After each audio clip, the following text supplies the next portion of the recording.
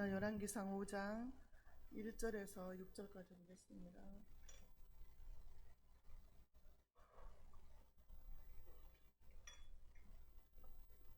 열왕기상 5장 1절에서 6절까지 한 절씩 교독하겠습니다. 솔로몬이 기름 부음을 받고 그의 아버지를 이어 왕이 되었다 함을 두로 왕 히람이 듣고 그의 신하들을 솔로몬에게 보냈으니 이는 히람이 평생의 다윗을 사랑하였습니다. 이에 솔로몬이 하람에게 사람을 보내어 이르되 당신도 알거니와 내 아버지 다윗이 사방의 전쟁으로 말미암아 그의 하나님 여호와의 이름을 위하여 성전을 건축하지 못하고 여호와께서 그의 원수들을 그의 발바닥 밑에 두시기를 기다렸나이다. 이제 내 하나님 여호와께서 내게 사방에 태평을 주심에 원수도 없고 재앙도 없도다. 여호와께서 내 아버지 다윗에게 하신 말씀에 내가 너를 이어 내 자리에 오르게 할 내 아들 그가 내 이름을 위하여 성전을 건축하리라 하신 대로 내가 내 하나님 여호와의 이름을 위하여 성전을 건축하려 하오니 당신은 명령을 내려 나를 위하여 레바논에서 백향목을 베어내게 하소서. 내 종과 당신의 종이 함께 할 것이요 또 내가 당신의 모든 말씀대로 당신의 종의 삭을 당신에게 드리리이다. 당신도 알거니와 우리 중에는 시돈 사람처럼 벌목을 잘하는 자가 없나이다. 아멘. 아멘.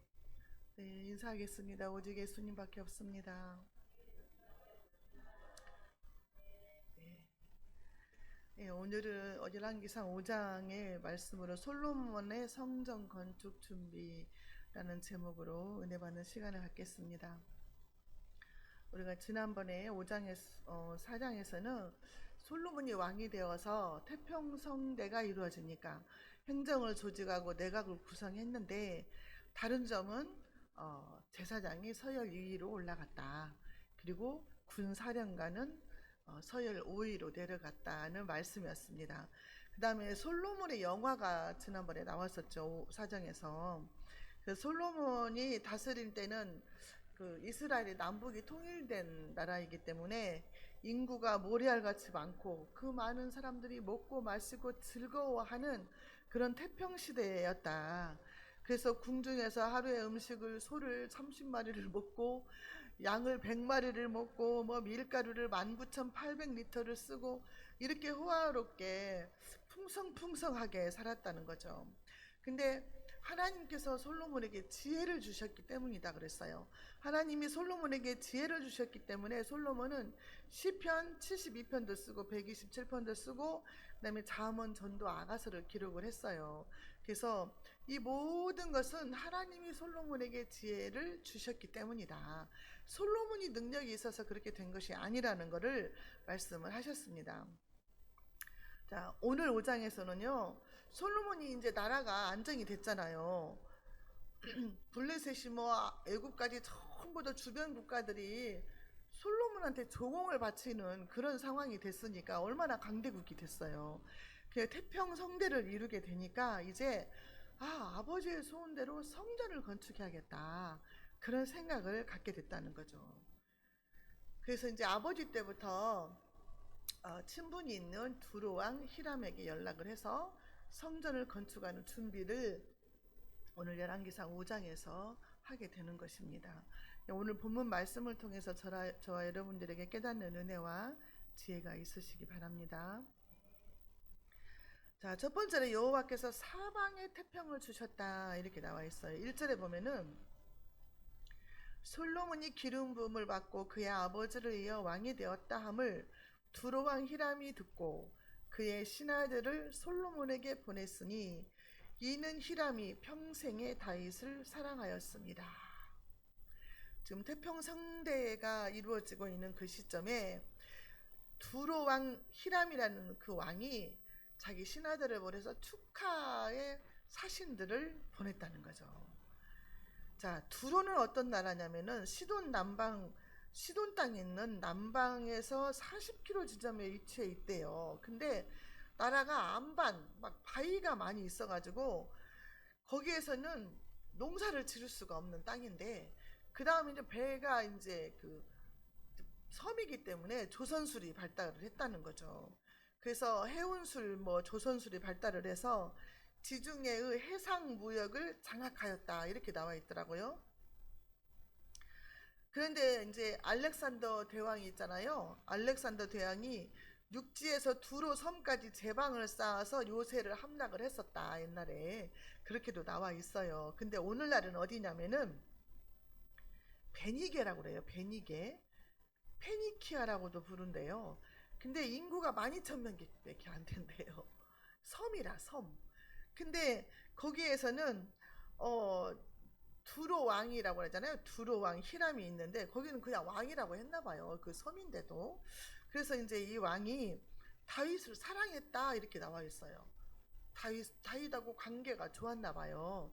그래서 요나단도 다윗을 사랑했다고 했잖아요. 그래서 다윗의 성품이 좋아서 인간관계가 좋지 않았나 그런 생각을 해봅니다.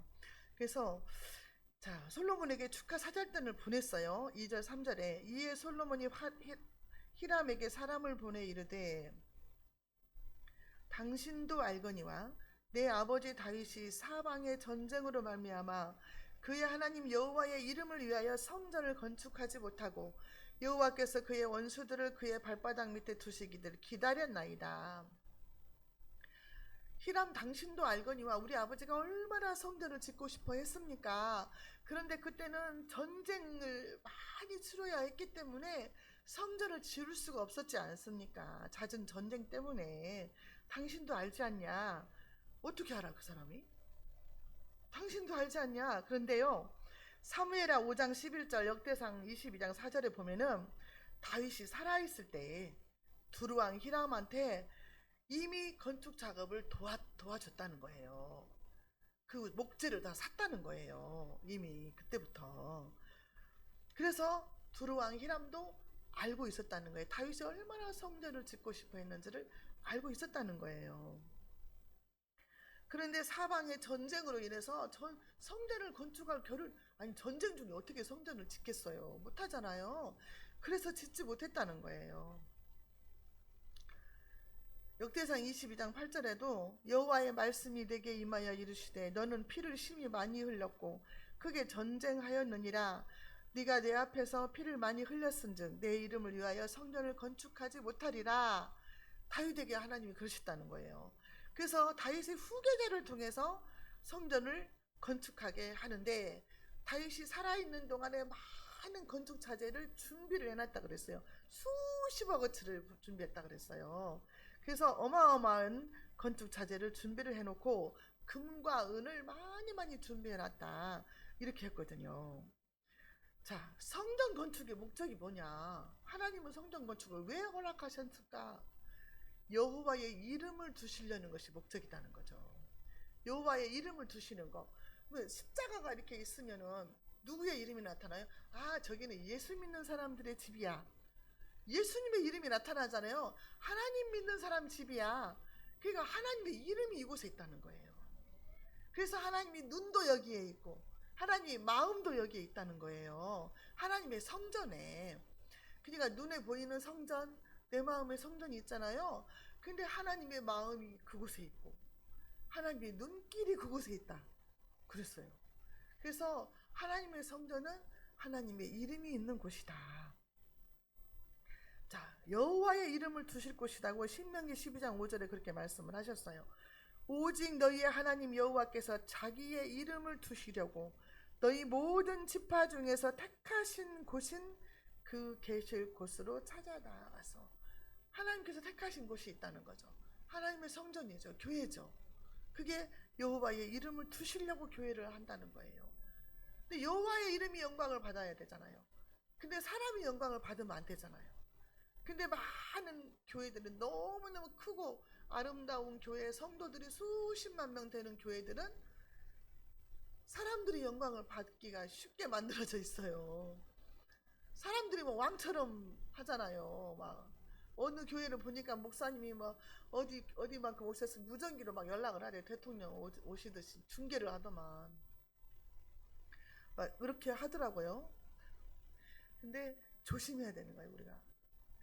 하나님께 영광을 돌리지 않으면 헤롯 왕처럼 될 수도 있다 그 말이에요.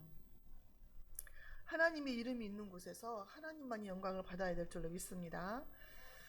자, 하나님께서 그의 원수들을 발바닥에 두시기를 기다렸다 그랬어요. 그 모든 원수들을 정복하고 이제 태평시대가 됐기 때문에 성전을 지어도 되는 때가 됐다는 거죠. 자, 그래서 자 4절 볼게요. 이제 내 하나님 여호와께서 내게 사방에 태평을 주심에 원수도 없고 재앙도 없도다. 이제 다른 나라들이 우리를 공격할 나라들이 없다. 그리고 재앙도 없다. 얼마나 지금 태평한 나라냐 이거죠. 안식한 상태라는 거죠. 국력이 신장되어서 나라 안팎으로 막 평온한 시대가 됐다는 거예요. 성전 건축을 방해할 사람도 없고 대적들도 없다는 거죠. 다윗 왕 때는 어땠어요? 다윗 왕은요 고난의 왕이었어요. 고난의 왕.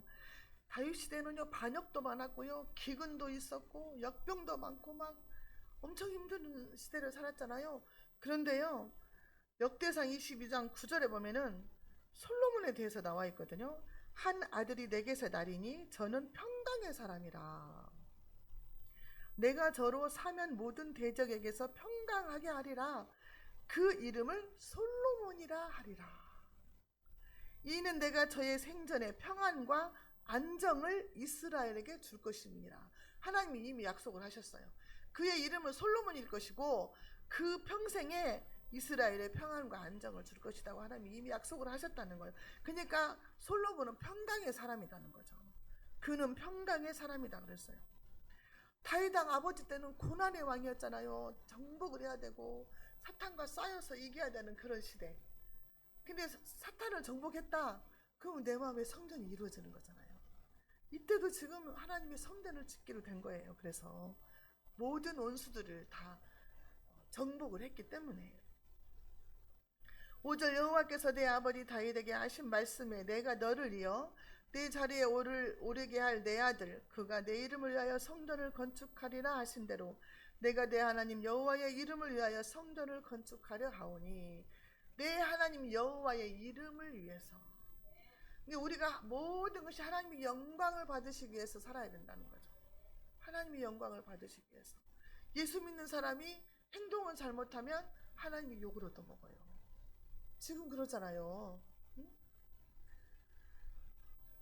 어떤 목사님이 지금 부산 세계로 목사님이 지금 감옥에 갔어요. 감옥에 갔잖아요. 그러니까 무슨 감옥에 가니까 거기에 고신측인데 고신측 교단 내 또 높으신 목사님들이 나라가 교회를 핍박한다. 그리고 또 난리를 치는 거예요. 그러니까 부산에 있는 다른 성도들 모임에서 아니다. 나라가 무슨 교회를 핍박하냐. 죄가 있으니까 벌을 받는 것이다. 지금 이렇게 하고 대립을 하고 있다는 거예요.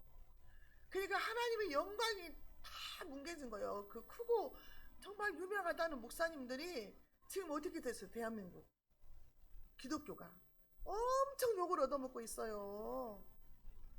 기독교를요 통일교나 신천지나 똑같이 봐버려요. 지금 땅에 떨어졌다 그 말이에요. 거룩함도 떨어지고요. 얼마나 그 사람들이 난장판을 쳐놨는지 한국 기독교가 완전히 지금 나락으로 떨어졌어요. 세상 사람들이 개독교라고 그래요. 개독교. 하나님의 영광을 나타내야 되는데 하나님의 영광을 가리우고 욕을 먹게 한 거예요. 예수님을 십자가에 못 박는 짓을 또 한 거예요. 그래가지고 막 신천지 통일교 기독교 막 다 세금을 부과를 해라 막 없애라 막 난리도 아니잖아요. 지금 영향력에 있는 목사님들이 하나님의 영광을 위해서 깨어서 기도해야 되는데 그분들이요 나라와 민족을 위해서 기도합시다 금식합시다 하면서 말씀 앞에 엎드렸으면 이렇게 안 되죠. 응? 정치권하고 손잡고 그냥 사람을 죽이네 살리네 하면서 자기들이 하나님 노릇했잖아요. 솔직히 말해서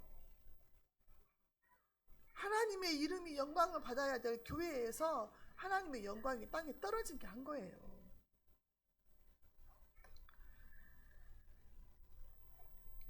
다윗이 성전을 짓고 싶어 할 때야 하나님이 그랬잖아요. 우리가 사무엘하 7장 12절 13절 그랬잖아요. 네 수완이 차서 내 조상들과 함께 잘 때에 내가 네 몸에서 날 자식을 내 뒤에 세워 그 나라를 견고하게 하리라.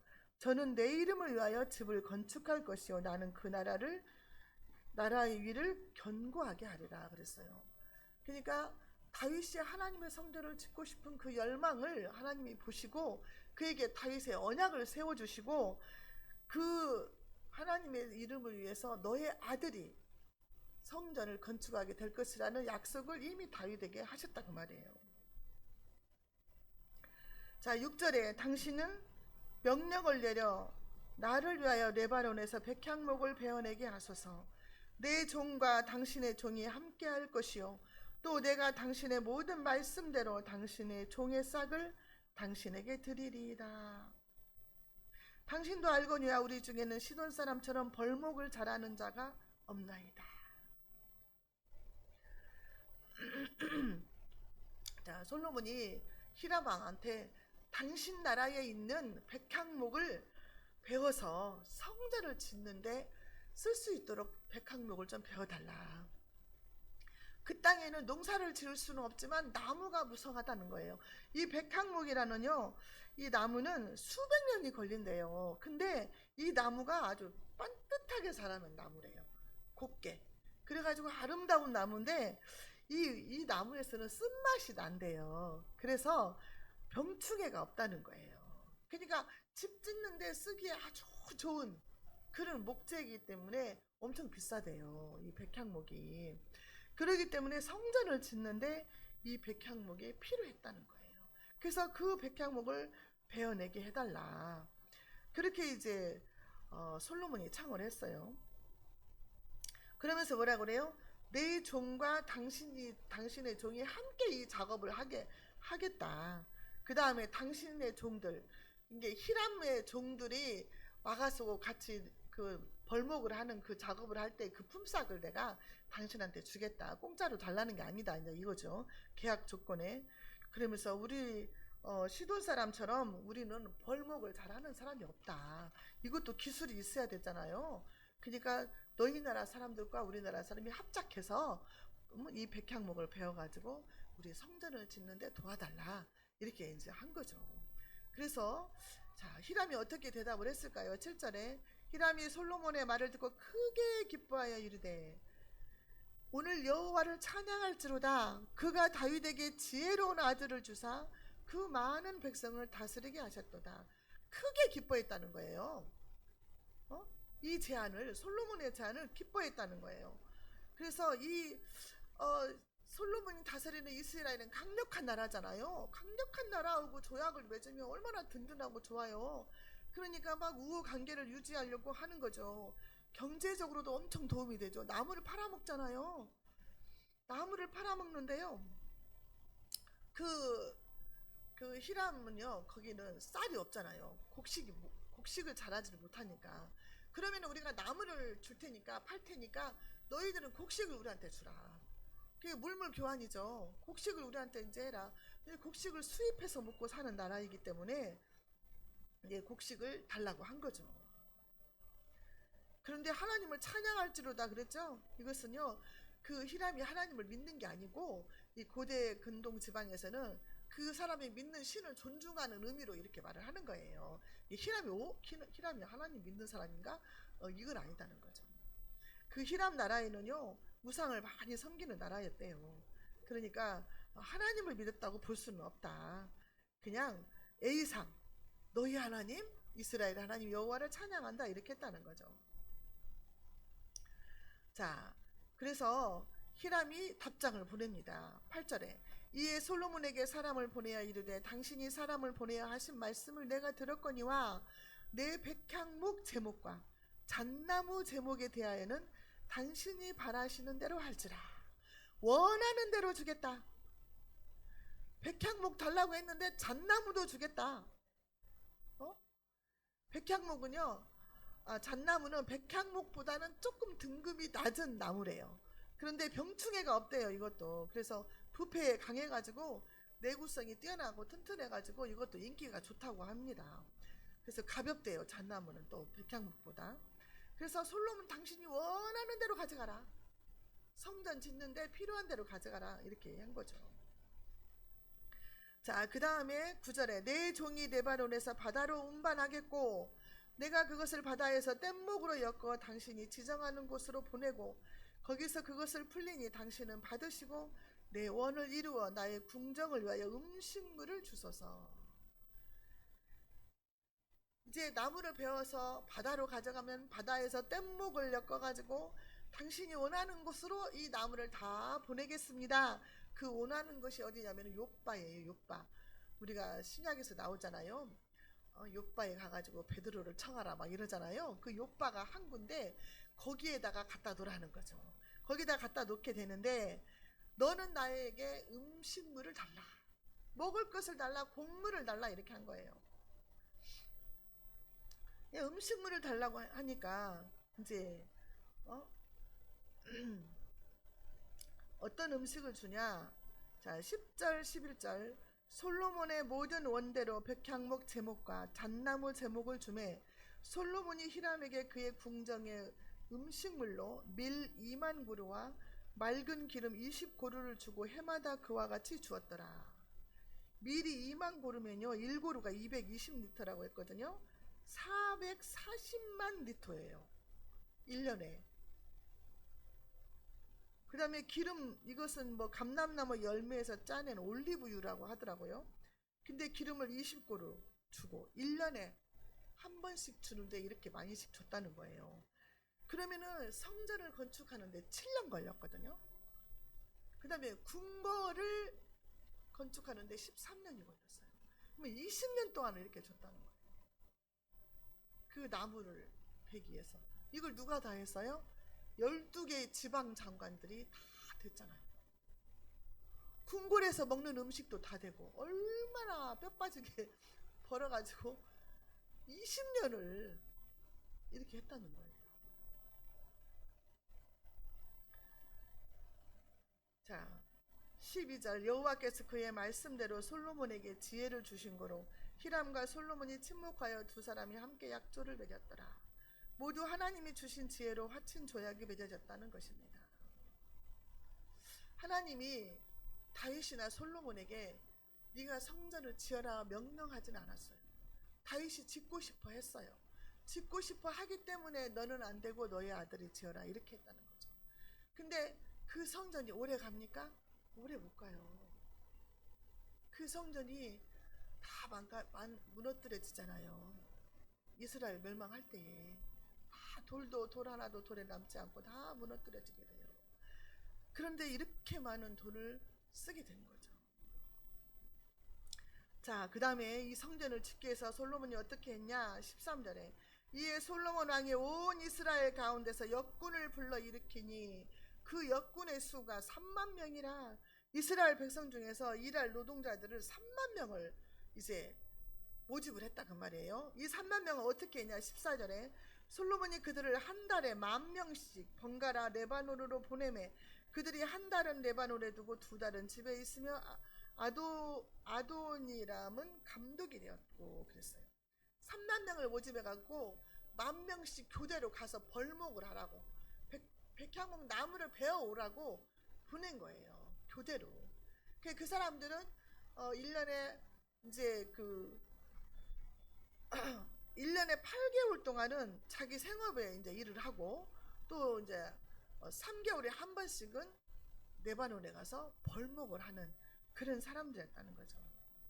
그 다음에 이제 15절에 보면은 솔로몬에게 또 짐꾼이 7만 명이고 짐 나르는 사람들 7만 명이고 산에서 돌을 뜨는 자가 8만 명이었어요. 어마어마해요. 지금 일꾼들이.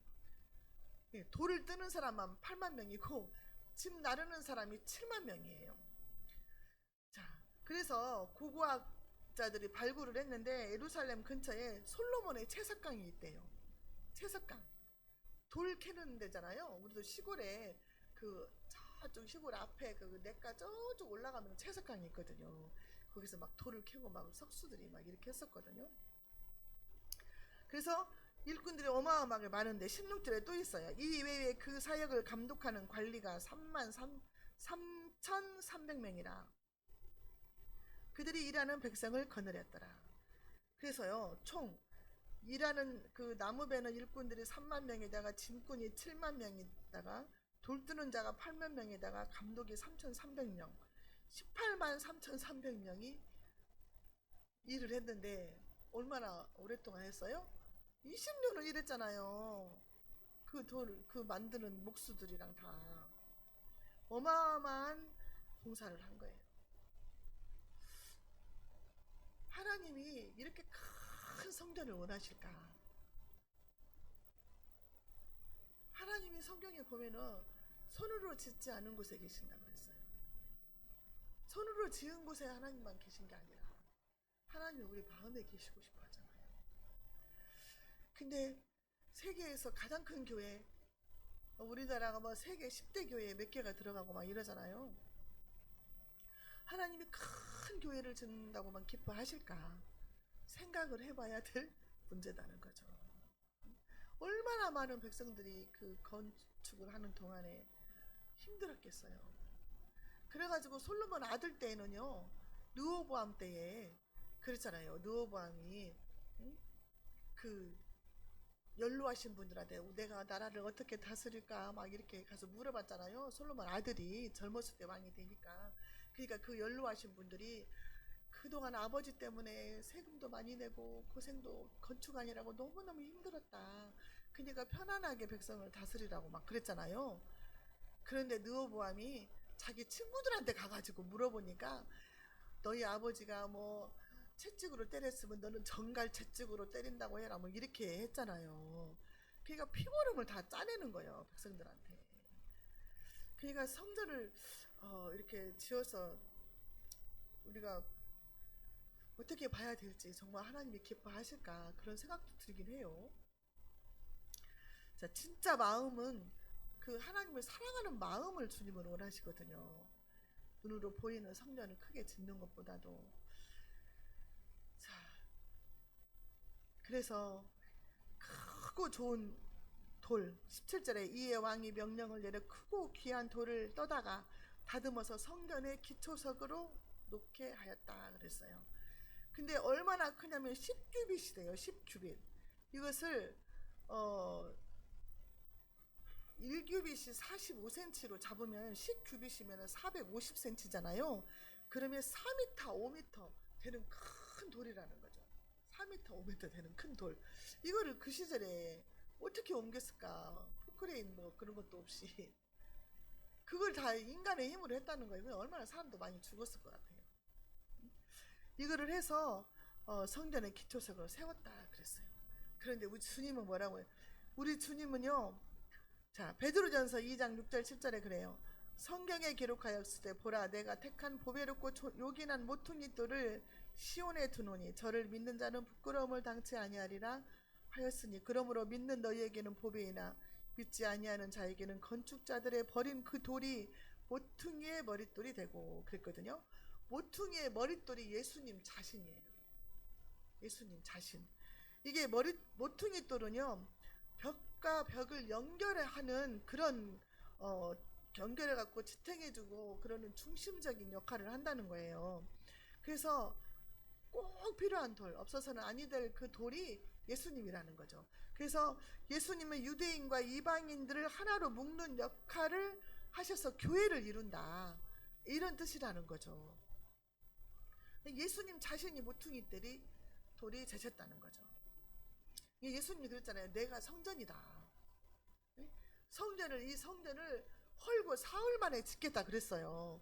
그것은 예수님 자신이 성전이기 때문에 내가 죽었다가 3일 만에 부활할 것이다, 그 말씀을 하셨거든요. 자, 에베소서 2장 20절 너희는 사도들과 선지자들의 터 위에 세우심을 입은 자라 그리스도 예수께서 친히 모퉁이 돌이 되셨느니라. 예수님이 모퉁이 돌인 줄로 믿습니다.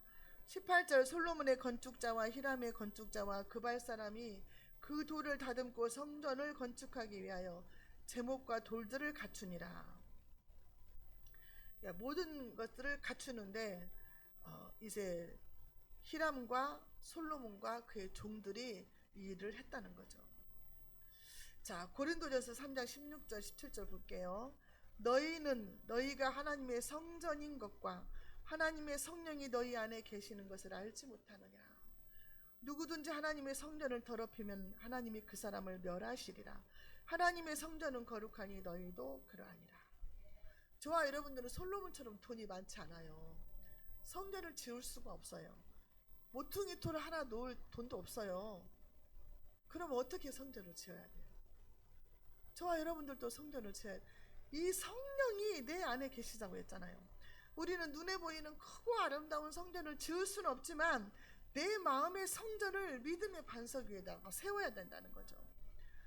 그걸 어떻게 세워요? 거룩함으로. 그렇잖아요. 하나님의 성령은, 하나님의 성전은 거룩하니까 너희도 거룩하다. 거룩하면 어떻게 거룩해져요? 말씀과 기도로 거룩해진다고 그랬어요. 말씀과 기도로. 내 마음의 성전을 말씀과 기도로 늘 거룩하게 세워나가야 된다는 거죠. 하나님을 찬양하고 예배하는 자로, 그렇게 성령의 사람으로 세워져 가야 될 줄로 믿습니다. 우리는 마음의 성전을 잘 지읍시다. 하나님 아버지 감사합니다. 오늘 또 말씀을 통해서 하나님의 성전이 세워지는 모습을 보았습니다. 우리가 이 큰 일을 감당할 수는 없으나 내 자신 마음의 성전을 거룩하고 아름답게 잘 지어서 하나님이 기뻐하시고 하나님이 임재하시고 하나님이 늘 함께 하시는 거룩한 성전이 되게 하여 주옵소서. 예수님의 이름으로 기도하옵나이다. 아멘.